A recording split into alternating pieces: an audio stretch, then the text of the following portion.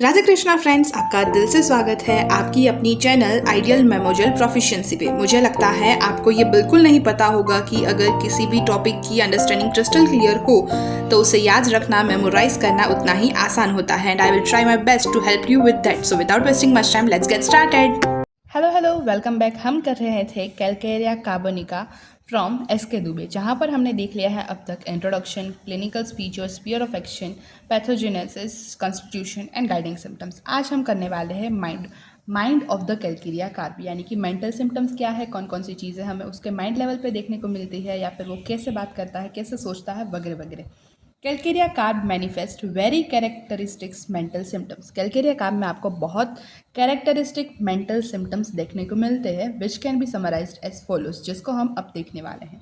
There is a great apprehension यानी कि suspiciousness, specially कोई ऐसा लगेगा उसको कि कोई उस पर नज़र रख रहा है या फिर उसको बुरी नज़र लगा देगा।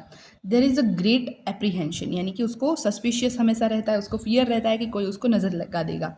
There is a great apprehension which becomes worse towards evening, और वो वर्स हो जाता है इवनिंग जैसे जैसे होती है वैसे वैसे। There is great apprehension which becomes worse towards evening. Fear of darkness, उसको डार्कनेस से, अंधेरे से डर लगता है। लॉस ऑफ रीज़न, उसको कोई रीज़न नहीं मिलता या फिर उसके पास कोई रीज़न नहीं होता, लॉस ऑफ रीज़न होता है उसके माइंड में। मिसफॉर्च्यून यानी उसको ऐसा लगेगा कि उसकी किस्मत ख़राब है, उसकी किस्मत अच्छी नहीं है, या फिर कोई उसका कुछ बुरा करना चाहता है, misfortune. Contagious and chronic disease, उसको कॉन्टेजियस और साथ ही साथ क्रॉनिक डिसीज होते हैं। Fears that she will lose her reason और that people will observe her mental confusion, उसको ऐसा लगता है कि उसके पास जो रीजंस है अभी या फिर अभी जो कंडीशन है वो लूज़ कर देगी, और उसके बाद पीपल्स है, जो उसके आसपास के लोग हैं, वो उसके मेंटल कन्फ्यूजन को देख लेंगे, ऐसा उसको डर रहता है। वेरी फॉरगॉटफुल एंड कन्फ्यूज, वो बहुत ही ज़्यादा भुल्लक्कड़ होता है, कन्फ्यूज होता है और लो स्पिरिटेड होता है, उसमें उतनी ज़्यादा एनर्जी नहीं होती, उसकी स्पिरिट बहुत लो होती है। डिजेक्टेड एंड मिलेनकॉलिक, डिजेक्टेड यानी कि बहुत ही ज़्यादा अनहैप्पी होता है, स्पेशली व्हेन डिसअपॉइंटेड, और ख़ास करके जब उसको किसी ने डिसअपॉइंट किया और रिजेक्ट किया हो तब वो बहुत ही ज़्यादा दुखी हो जाता है। डिजेक्टेड एंड मिलेनकॉलिक यानी कि हमेशा सैड रहना उसको अच्छा लगता है, या फिर वो सैड ही होता है most of the time. Great anguish with palpitation, वो बहुत ही ज़्यादा एंग्यूश एंजाइटी में होता है, और साथ ही साथ उसके साथ उसकी हार्ट बीट भी बढ़ जाती है, palpitation. Restlessness of the body with gloomy mood, उसकी body restlessness of the mind यानी कि उसका माइंड बहुत ज़्यादा रेस्टलेस होता है। ग्लूमी मूड यानी कि अंधकारमय उसका जो माइंड होता है, वो उसको ऐसा लगता है कि कुछ है ही नहीं अब, कुछ उसको राह ही नहीं मिलती कि उसको क्या करना है, कुछ समझ में नहीं आता। ग्लूमी मूड एंड एनजाइटी, उसको एनजाइटी होती है उसको लेकर। पीवेश, बहुत इरिटेबल होता है। ऑलवेज ऑब्स्टिनेट, बहुत ही ज़्यादा स्टबोर्न होता है, ज़िद्दी होता है। एंड सेल्फ विल यानी कि खुद जैसा इच्छता है, जैसा करना चाहता है वैसा ही करता है। इनडिस्पोज टू ऑल द वर्क, उसको कुछ भी काम करना अच्छा नहीं लगता, वो सारे काम छोड़ छाड़ कर बैठना ही चाहता है या फिर कुछ करना नहीं चाहता। Indispose to all the work, कुछ उसके करने की इच्छा नहीं होती। Aversion and repugnance to work with great irritability, उसको एवर्जन होता है, जब भी वो कुछ काम करता है तब वो बहुत ज़्यादा इरिटेबल हो जाता है और उसको बिल्कुल मन ही नहीं करता वो कुछ काम करे, और अगर वो कुछ काम करता है तो वो बहुत इरिटेबल मूड में करता है, या फिर काम करते समय अगर किसी ने कुछ बुला दिया उसे तो वो बहुत ज़्यादा इरिटेबल हो जाता है, क्योंकि उसको वो काम करना नहीं है लेकिन वो करना पड़ता है, या फिर वो कोई काम करता ही नहीं है। Slight mental effort produces heat, थोड़ा सा भी अगर मेंटल एफर्ट वो ले तो हीट प्रोड्यूस होने लगती है, यानी कि हो सकता है कि उसको बहुत ज़्यादा पर्सपिरेशन होने लगे। The least mental excitement causes profuse return of menstrual flow, और थोड़ा सा भी अगर मेंटल में एक्साइटमेंट आ जाए कोई भी लेवल पे, पॉजिटिव नेगेटिव यानी कि सैड हो सके, हैप्पी हो सके, मेंटल लेवल पर कुछ भी अगर चेंजेस थोड़ा सा भी हो तो उससे उसको प्रोफ्यूज मेंस्ट्रुअल फ्लो वापस आ जाता है। द पेशेंट इज टिमिड, बहुत ज़्यादा टिमिड होता है, यानी कि वो बहुत डरा हुआ सा, सहमा हुआ सा, शाई और नर्वस टाइप का होता है। The patient is timid and restless, और बहुत ज़्यादा रेस्टलेस होता है। As if an evil was impending over her, और उसको ऐसा लगता है कि कोई इविल, कोई उस पर बुरी नज़र रख रहा है। Solitude is a burden to her with, solitude यानी कि अकेले रहने में वो बिल्कुल एंजॉय नहीं करता, वो उसके ऊपर एक बर्डन जैसा उसको लगता है। कोल्डनेस ऑफ द फेस, उसका फेस उसको थोड़ा सा ठंडा ठंडा लगता है, कोल्डनेस होती है उसकी फेस की।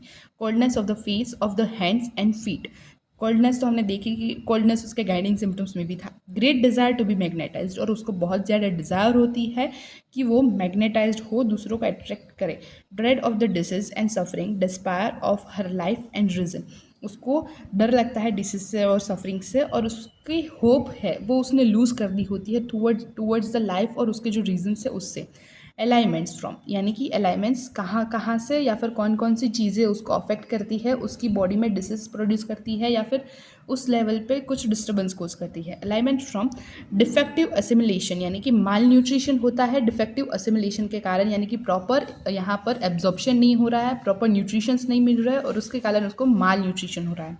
इम्परफेक्ट ऑसिफिकेशन, बोन्स का स्ट्रक्चर का प्रॉपर डेवलपमेंट नहीं हो रहा है, ऑसिफिकेशन कंप्लीट नहीं हो रहा है या फिर हो रहा है तो इम्परफेक्ट हो रहा है, इम्परफेक्ट ऑसिफिकेशन। सप्रेस्ड स्वेट, अगर उसके कोई भी स्वेट को आप सप्रेस करो तो उससे उसको प्रॉब्लम होगी। फिर अल्कोहल है। Cold moist wind, cold most wind से भी उसको प्रॉब्लम होगी। सेल्फ एब्यूज, यानी खुद को ही बुरा भला बोलने से भी उसको कोई ना कोई तकलीफ होगी। Over lifting, strains, mental strains, loss of vital fluids, suppressed eruptions, suppressed menses, suppressed foot sweat, fright, etc. ये सारी चीज़ों से उसको मेजर अलाइनमेंट्स होते हैं, यानी प्रॉब्लम्स होती है। तो यहाँ पर हमने आज की वीडियो में देखा कैल्केरिया कार्बोनिका का माइंड और अलाइनमेंट्स फ्रॉम। माइंड को एक बार फिर से क्विक रिवाइज कर लेते हैं। Calcarea carb manifest very characteristic mental symptoms which can be summarised as follow.